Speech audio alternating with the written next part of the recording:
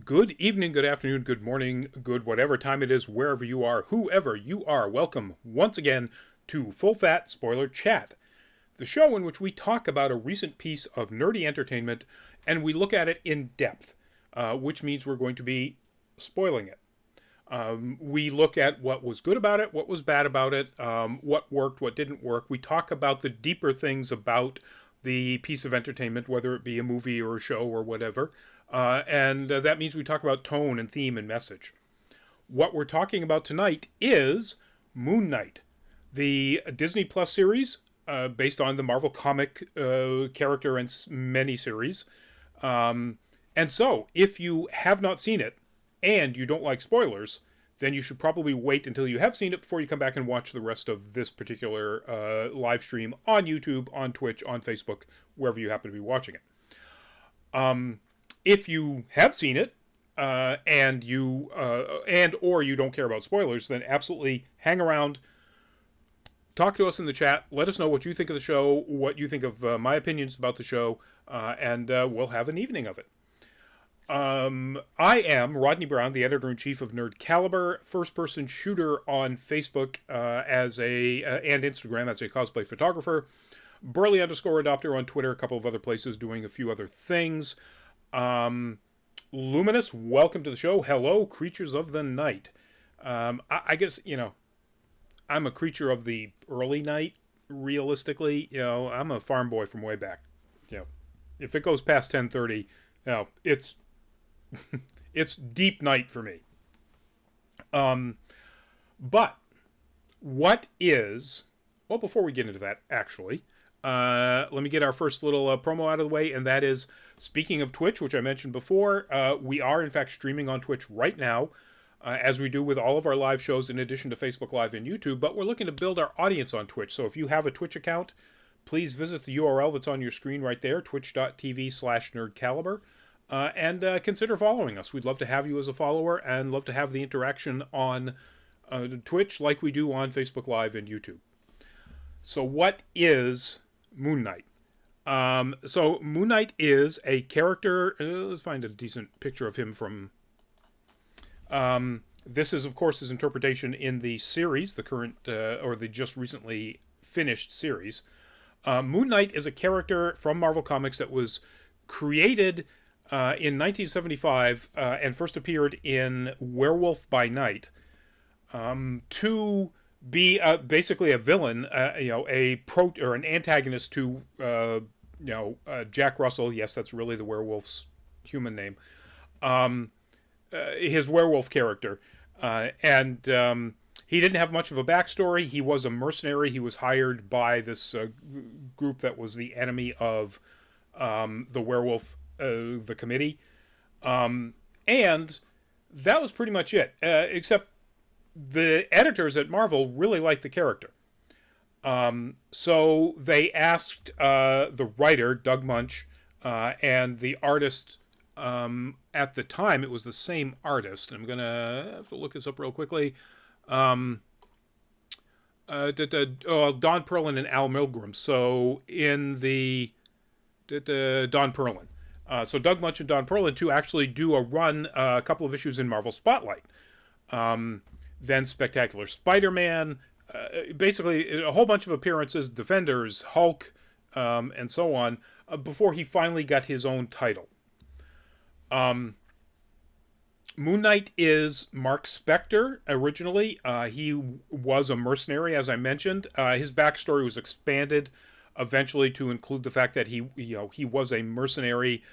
But it wasn't until he got his first series in 1980 that they added all of the, in detail anyway, all of the lore about how he was a mercenary who was killed on a job and then wound up being saved or resurrected, actually, by the Egyptian god of the moon, Khonshu, to become his avatar, and the stuff that we now know from the series. If you weren't familiar at all with Moon Knight from before that, he went on to have from 1980 on, he had a bunch of different series, because they'd run for 17, 20 something episodes or issues, and then they'd wrap it up. So he was never like a super popular character, but he always kept coming back. My favorite run is from volume 7 here, 2014, as part of the Marvel Now launch. They relaunched Moon Knight. It ran for 17 issues. The first 6 were written by, now we understand the problematic, Warren Ellis. He is a problematic human being. He is an amazing comic book writer. And with art by Declan Shalvey. It's just absolutely amazing work. And at that point, they pinned down pretty much what is the story in Moon Knight now. Khonshu, prior to this, it's sort of always been back and forth about whether Khonshu actually exists or is Mark insane and this is all in his head. They pin it down. Khonshu exists, is either a god or is like an Asgardian, not, a super advanced non-human but very humanoid, alien technically. And they do a wonderful thing. Ellis is a wonderful thing in making it also clear that prior to this, the idea was that Mark suffers, as he does in the series, from dissociative identity disorder, so he has what used to be called multiple personalities. And the story up to this point has always been probably that came about because he was always taking on these different secret identities for his work. And Ellis makes it really clear through a psychologist who's actually treating Mark that it doesn't work that way. That doesn't happen. You develop dissociative identity disorder because of trauma or brain damage. And in this case, they say it's undoubtedly brain damage from when Khonshu resurrected him and connected their minds. That Mark's mind just couldn't handle that connection to a godlike or advanced alien or whatever it is brain. So this is also, by the way, where they introduced in this run, Warren Ellis created Mr. Knight, the white suit wearing, mask and cowl, wearing version of Moon Knight, who in the comics works as a consultant with the police. So he's sort of a Sherlock Holmes, I guess, but more dealing with things, obviously, that deal with spirituals, demonic, etc., supernatural stuff.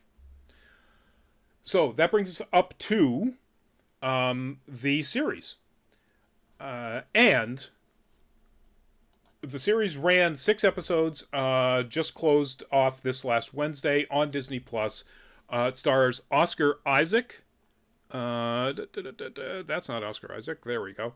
It stars Oscar Isaac as Mark Spector, or in this image, possibly Stephen Grant, which are the 2 primary personalities that are in the show. It also stars Ethan Hawke in an amazing turn as the villain Arthur Harrow, who, as you see, he has this walking stick with 2 alligator heads on either side. That is because he is a servant of the Egyptian goddess Ammit, who is... Khonshu fights those who have committed crimes and punishes those who have committed crimes. Ammit weighs people, their souls, against whether they are good or bad and whether they are probably going to commit crimes or not, and then kills the ones who are shown to be on the bad side of the balance. So it's a little bit of Minority Report stuff going on here, and that's part of the conflict is, do you, not retroactively, proactively stop people who might do bad things by killing them before they can do the bad things. And it also stars, I am going to absolutely mess up her name, May Kalamaui, who is on the right here as Layla, Mark's wife, and a very, very important character.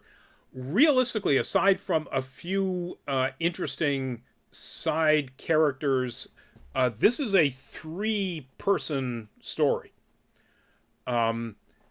Much tighter as far as who's involved in it than even Hawkeye.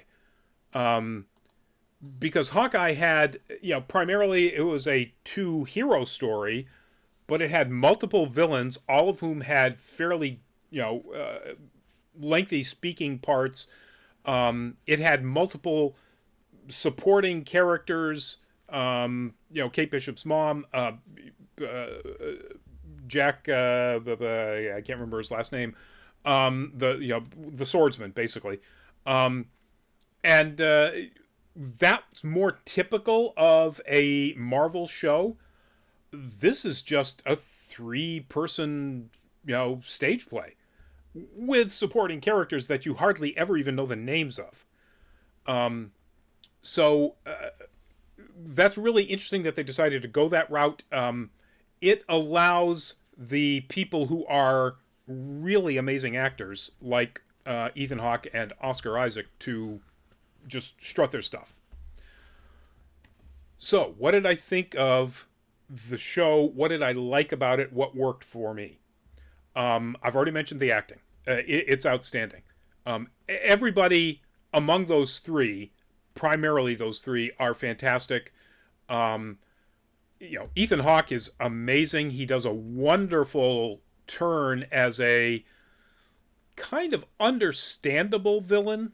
I don't know if you would call him a relatable, tragic villain like, Doc Ock in Spider-Man 2. But he's absolutely understandable. May Calamui is fantastic as Layla, brings an awful lot of complexity to the role, not just a sort of support character. But Oscar Isaac is just, he's on another planet. Oscar Isaac, Marvel has a good track record of getting good young actors who then wind up becoming even better actors. Chris Hemsworth started out, I thought, as absolutely fantastic actor, and then just has become even better at it, particularly his comedy. Chris Evans, just amazing growth as an actor. The idea that he could do something like Knives Out, back when he first started as Captain America, would be kind of surprising. Oscar Isaac, just almost seemingly right out of the gate, was a stunning talent, is a stunning talent, and it shows. So not to cast aspersions on any of the other actors in the MCU, but he's kind of in his own world here, as far as how good he is. So that's like absolutely the best thing about this. The other is the directing. It's really tight. It's well done. It's spooky when it needs to be spooky. It's funny when it needs to be funny. And that also applies to the writing. Jeremy Slater, the showrunner, is fantastic. And he also has said in interviews that the Warren Ellis, Declan Shalvey is one of his two favorite runs of Moon Knight, and influenced this a lot, which you can see. The overall look of it, the cinematography is fantastic. The fight choreography is wonderful. I really wish there was more of it. Luminous, I'm very impressed how distinct Mark and Steven are. Absolutely, and again, that's all on the shoulders of Oscar Isaac. Later on, and again, let's go back to the. There we go. That's the right one. Later on, when Mark and Steven essentially meet each other, physically in their own physical forms, it's hard to explain without going into too much lengthy explanation. It's not a spoiler thing. It would take too long to explain why they're kind of in physical forms, but they aren't really. So you've got Oscar Isaac acting against what's probably another actor in just a holding spot, or maybe a ball on a stick, and then as Mark, and then Oscar Isaac acting as Steven in the other direction. It's amazing. He just makes it seamless. And having an actor who can do that, I didn't bother looking to see if there was any, compositing problems where the two of them, from a CG standpoint, didn't work. De Castro Santino, welcome back to the show. I know Moon Knight, it was a Marvel series, but it's disturbing as Invincible. So it's nowhere near as disturbing as Invincible. It's a Disney Plus series, so it's PG-13 or PG. There isn't really any gore or anything that would be as disturbing. There's no language to speak of. So I'm not sure if I'm getting your comparison correct here. So other things I really like about it, I love the music. I think that, and this is credit to, I think, even though Jeremy Slater is the showrunner, I think this is credit to the director. Why isn't it showing me the director credits right up at the top here? Oh, come on. Now I'm going to have to go through all cast and crew. Because I want to get his name right.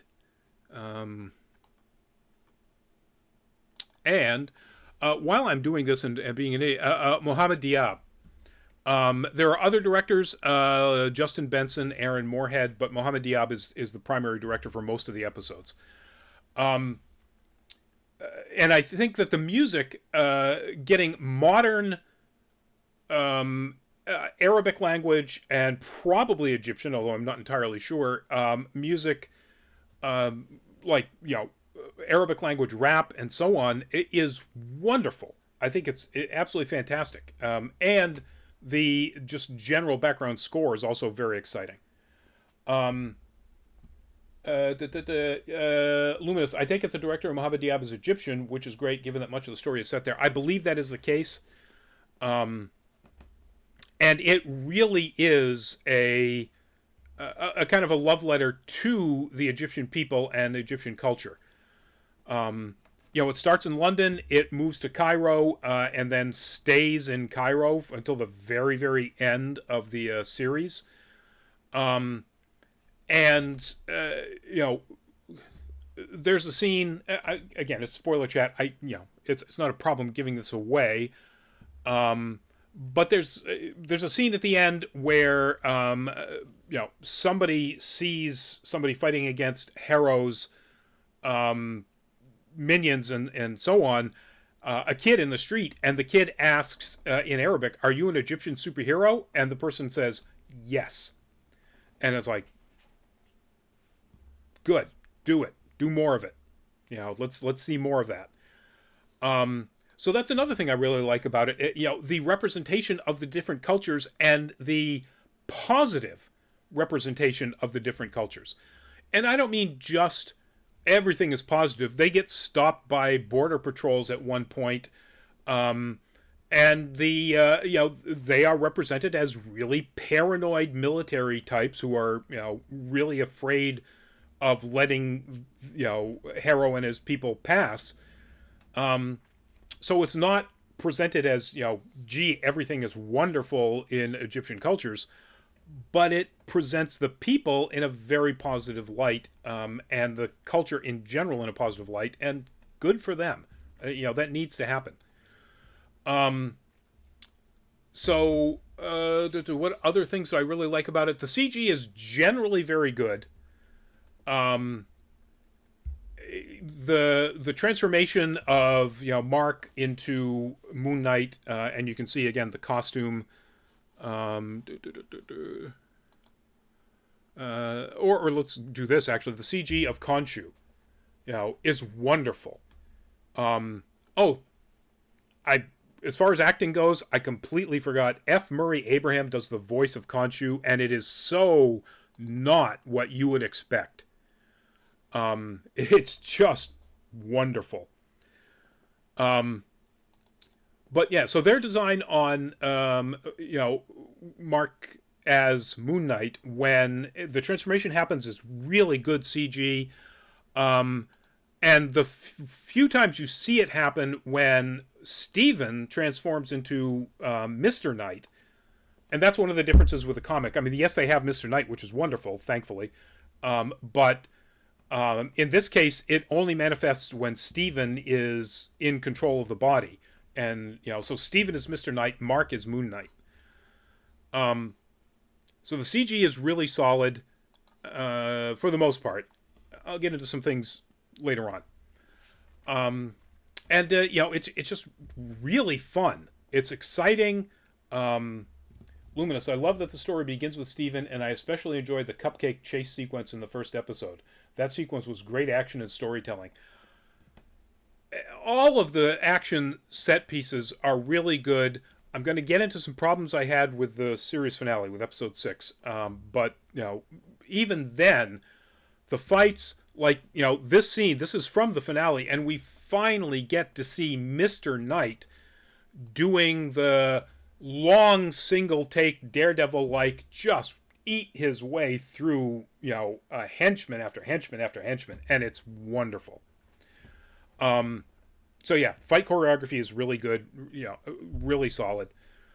So yeah, it's just, there's a lot of really wonderful things to like about this. Again, the story, the dialogue sometimes is just hilarious, but also really affecting.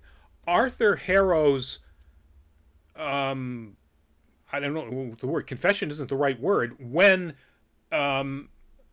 they finally, and this is part of the ultimate goal of Harrow, is to release Ammit, the crocodile head goddess of balance, from being imprisoned in a sandstone statue, which is what the sort of council of Egyptian gods do to gods that are problematic. And when Ammit is finally released, and there's CGI, the design of Ammit is fantastic. When Ammit is finally released, Harrow, knowing that his life is out of balance, that he's done horrible things, he was, in this story, the avatar of Khonshu before Mark Spector.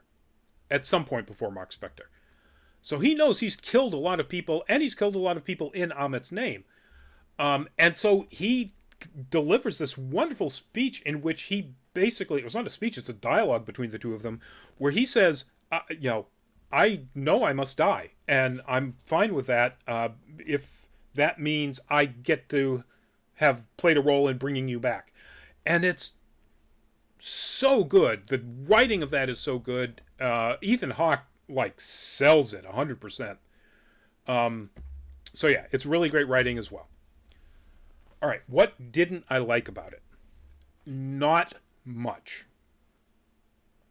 There's a couple of things, and most of them are related to the finale. Episode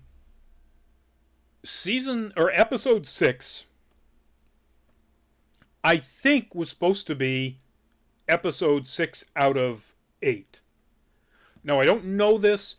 I can't say for sure. I've never read anywhere that it was supposed to be an 8-episode series and they cut it down because of COVID or whatever. But the editing in episode 6 looks like stuff was really cut out quickly without real clear vision of what was going to be left and the implications of that. So again, huge spoilers. It's all over the end of episode 5, or sort of in the middle of episode 5, actually. Well, actually, it's in the end of episode 4, because episode 5 is almost entirely within Steven's memories and his sort of imaginary mental hospital thing, or Mark's. So at the end of episode 4, Harrow kills Mark Spector. They find Ammit's tomb. There's a wonderful struggle about them, who gets to, find Ammit's little statue where it's been hidden. and that's really neat back and forth. And there's a big encounter between Mark and Harrow and his people while Layla is hiding off somewhere, and he just shoots him twice in the chest, kills him, no question, he's dead.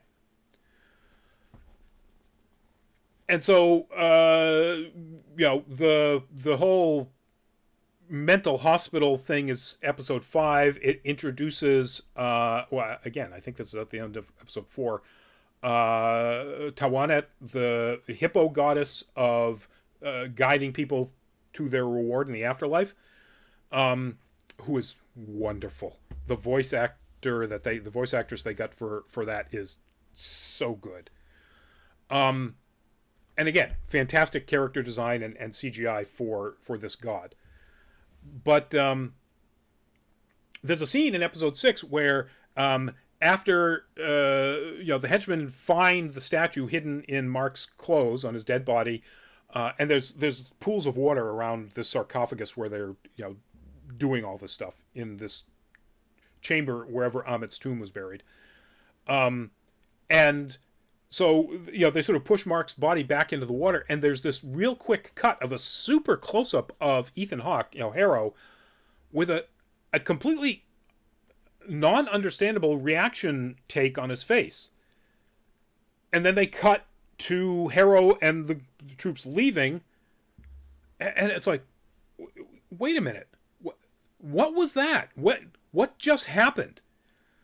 When they get into the Council of the Egyptian Gods and they release Amit, Harrow's walking stick changes, and I think this actually might be the scene. No, he's wearing different clothes. His walking stick changes, and the head on the left, the mouth opens, and the head on the right becomes like a small axe head. And it takes 3 seconds, like this massive transformation of all of this power, and it's like, and his cane changes. Okay, let's go to the next scene. Something else clearly was supposed to go on around that the use of the cane was somehow supposed to be how he ultimately breaks Amit out of the sandstone statue or something. And unfortunately, it goes like that through other parts of it, of episode 6. I really think this was supposed to be 7 or 8 episodes long, but again, I don't know. I've not seen anything that confirms it. It's just the editing is so weird in that last episode. Now, ultimately, while there's a big battle at the end. So here's the other big spoiler: Layla winds up becoming the avatar of Tawanet. And her, for lack of a better term, superhero costume is fantastic. Lee, welcome to the chat on Facebook. The last episode felt very rushed, as I was saying. I agree. Thank you for agreeing with me. Layla turns into the avatar of Tawanet, and the costume is really fantastic. And that's really great. So at the end, there's a big fight between Harrow, who is getting more and more powerful as Amit is absorbing souls from people who Harrow's henchmen are now able to do what Harrow does: grab people's hands, and if their lives are out of balance on the bad side, their souls, they die and their souls leave. And Amit gets more and more powerful, eventually grows to the size of the Pyramid of Giza. And then somehow Khonshu does as well. And no explanation of how Khonshu becomes something that is slightly bigger than Mark. Half again, I guess. I mean, it's really tall. To something the size of Giza. The Pyramid of Giza. Yeah, so a lot of stuff that was probably in there to explain this stuff, I think, is on a cutting room floor somewhere. And it's not like they didn't write it or even film it, because then they wouldn't have the editing problems. If it was never written and never filmed, you wouldn't have clear gaps where an edit was made that doesn't make sense. So I think this was supposed to be longer and for whatever reason got cut down. So those are real. That's really my only complaint about this whole thing. Is that well, it's not a complaint so much as an observation. I think the idea of I do actually have a picture of this. Where is it? Where is it? Come on. There, nope, that's not it. I thought I had a picture of this. There we go. And apologies for the really low resolution. I could not find a high resolution version of this image, but and this has been clearly the exposure has been adjusted on whoever made this. This is supposed to be darker, and that light is supposed to be much more purple, like you can see it reflecting on Amit's front dress armor thing. Luminous, I like the second half of the show less than the first half. I think the mental hospital trope is very tired. Also, the action in the finale was not as exciting as in the first episode. You know what? I would disagree with that. I think the action in the finale was really good, particularly in that final fight between Harrow and Mr. Knight, Moon Knight, and whatever they're going to call Layla as the avatar of Towanet. But this idea of a big bad sucking in souls is right out of Shang-Chi. And, you know, that's not necessarily a bad thing, but it's also not very innovative.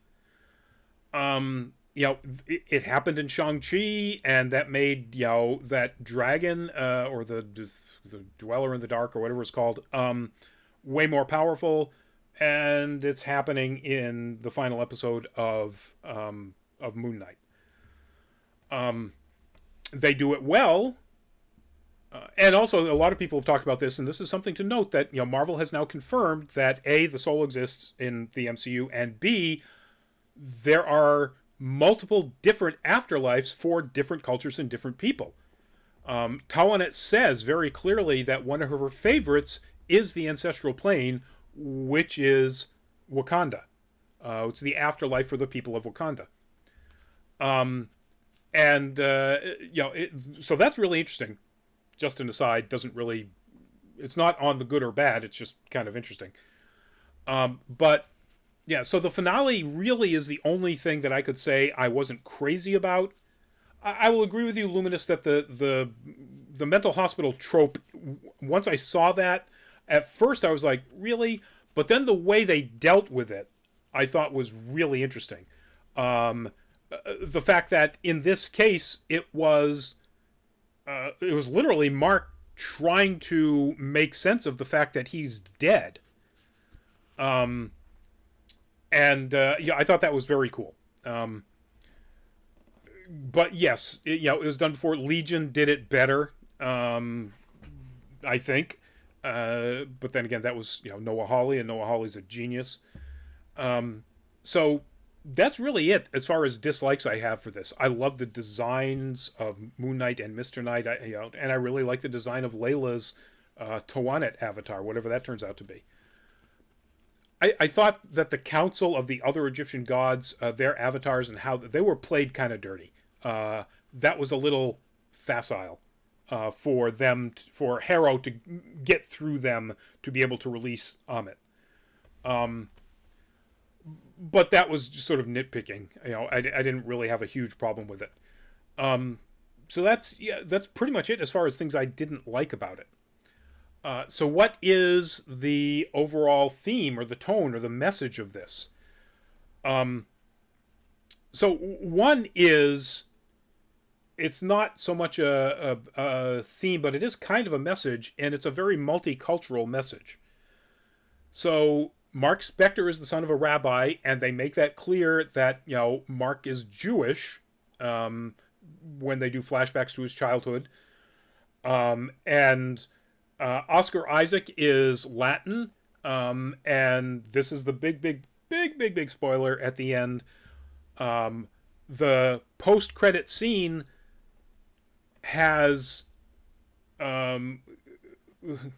Knight's white limo pull up, but it's not Mr. Knight in it. It is in fact Khonshu, and there are scenes in the Warren Ellis Declan Shalvey run where Khonshu does appear as somebody very human sized and human looking, just sort of with Mr. Knight's suit, but with the crow skull. And we find out that driving the vehicle is a third personality for Mark or Stephen, and that is Jake Lockley, but who is one of the comic book versions of one of the identities that he takes on, and eventually one of his personalities, who is a chauffeur or a cab driver in the comic books, and here he's the chauffeur for Khonshu. But he's Latin. He's speaking Spanish. And of course, like I've mentioned before, the representation of the Egyptian culture is absolutely fantastic. So yeah, I think that's a wonderful message to take out of this, is the sort of celebration of multiculturalism within at least this aspect of the MCU. Theme is... It's mostly about forgiving yourself to overcome trauma. Now, ultimately, Mark and Stephen kind of come together and do that. But clearly it doesn't completely take, because, again, there's this third personality that shows up. But that is basically Mark's story arc, aside from the plot story arc, which is stopping Harrow from releasing Ammit and killing probably 50% of the people on the planet, if not more. Depending on whether you think half of the planet is good or bad, or wherever you think that scale falls. But his personal story, which is very, very much an important part of this, is about why he developed dissociative identity disorder in the first place, and coming to terms with that, and growing, and accepting that, and healing to some extent, and becoming, a better version of himself. He says, "I'm sorry, this appears to be the end of Oscar Isaac's role in the MCU." So I'll talk about that in a little bit, because that's pretty much, theme and message coming out of this.